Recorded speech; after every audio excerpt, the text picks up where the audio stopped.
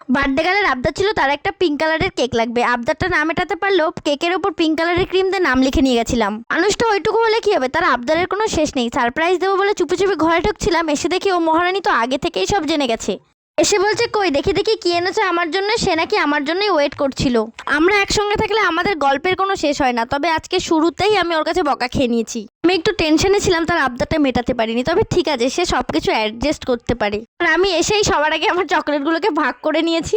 তারপরে সবাই মিলে বসে গেছিলাম বেলুন ফুলাতে। এইটুকু দেখলে কি হবে, সে কিন্তু সব কাজে এক্সপার্ট। আর এদিকে তো দুটো বেলুন ফুলাতে আমার অবস্থা খারাপ। এবার একটু ভাইকে বেলুন ফুলাতে বললাম, অলস হলে যা হয় আর কি। তেওয়ার আমি যখন একসঙ্গে থাকি তখন যা করি।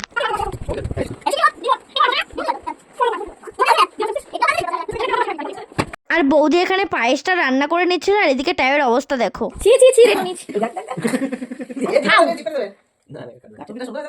ভাবতেই কেমন অবাক লাগে, দেখতে দেখতে ট্যাবের 5টা বছর হয়ে গেল। মনে হচ্ছে এই তো কদিন আগে ওর জন্ম হলো। এর মধ্যে এত বড় হয়ে গেল, সত্যি সময় কারোর জন্য থেমে থাকে না। তো খাওয়া দেখেই মনে হচ্ছে কত যুগ খায় না। হঠাৎ করে আমাদের মাথায় বুদ্ধি আসলো যে আমরা আজকে ফানুস ওড়াবো। ফানুস তো নেই, তাই খবরের কাগজ দিয়ে কাজ মেটালাম আর কি। তুই পারবি রোহিত? উড়বে কি করে তাহলে? উঠবে উঠবে উঠবে, আমরা ছোটবেলাও তাই করেছি। তাই? হ্যাঁ, ফানুস তো আর উড়লো না, তবে ফানুসের বাবা উড়লো। চলো তাড়াতাড়ি ঘরে গিয়ে পায়েসটা খেয়ে নি, নাহলে আবার ফানুস এসে বলবে বাবা তুলে কথা বলেছে। ভিডিওটা এই পর্যন্তই। ভালো লাগলে একটা লাইক করে দিও। বাই।